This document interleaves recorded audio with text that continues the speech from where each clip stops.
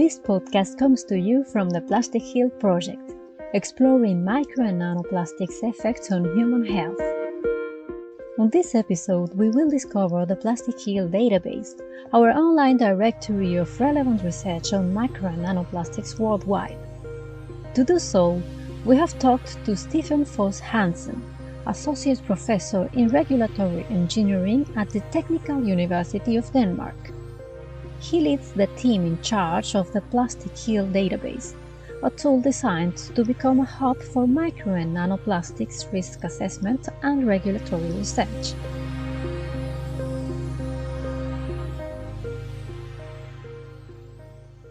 What is the PlasticHeal database exactly? So the PlasticHeal database is an attempt to gather information about all the different projects that we know exist that study the health risks and the environmental risks of plastic pollution and compare that up against the identified knowledge gaps that we know exists. So in that way, we hope to develop a database where we can continuously keep track of the information that different projects are generating, and in that way compare it to the different knowledge gaps and whether they're being addressed or not, and also the extent to which they're being addressed. What kind of knowledge gaps tackled by the projects included in the database have been identified through PlasticHeal research?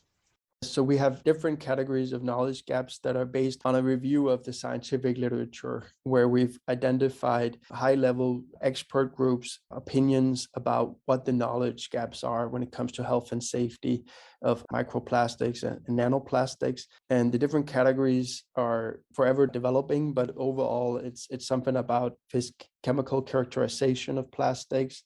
It's about hazards of plastics. It's about exposure assessment of plastics. And within these broad categories, we find numerous different knowledge gaps. And those are the ones that we take outset in the database. Who's the ideal user of it, to whom it is addressed?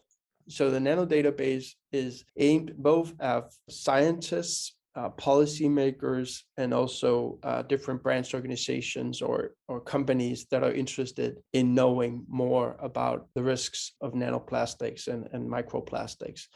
We also hope to be able to attract the attention of general citizens in Europe that might be interested in knowing and getting insight to what kind of projects are currently running or have been running that try to explore and address the knowledge gaps that we have when it comes to plastics.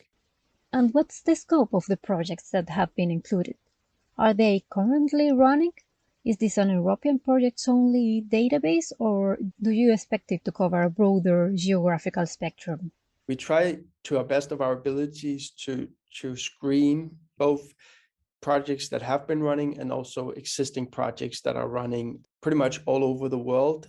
We're starting off with primarily looking at what has been going on in Europe. And then we've also included projects that we know of from North America, but we're expanding as we develop the work into other geographical areas of the world. And that's also where it's a living database. So our hope is really that people will send us information about projects that they know of that might not yet be in the database, and that we can have a closer look and add those to the database continuously as the project PlasticHeal gets underway or gets more underway. So how can people contribute to it? So there's a report, a project function on our website. And there you can simply just go to that part of the website, and it's easy to simply get in contact with us or simply put in the name and a link to the project that you know of. In that way, submit it to us. And then we, based on the information that has been provided, we will have a closer look at whether the project is relevant for us to include in the database. You have also included an analytical function in this database, right? How does it work? The analytical function that we put into our database will basically allow people to analyze across all the different projects pretty much in any way that they would wish to. They can look at how much funding has gone into addressing various knowledge gaps that we have identified. They can look at how funding and projects have been distributed across geographical areas. They can also look into different categories of research. So it might be environment, it might be health, it might be air pollution.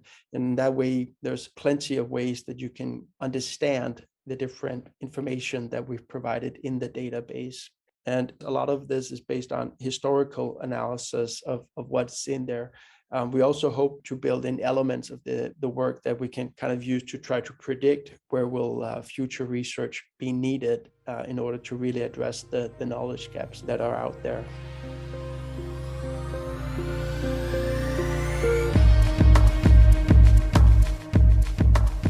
That's it for this episode of the PlasticHeal podcast. Our thanks to Professor Steffen Foss. The PlasticHeal project has received funding from the European Union's Horizon 2020 Research and Innovation Programme. For further information about the project and to find out much more about the results and findings of PlasticHeal research, please visit our website at www.plasticheal.eu.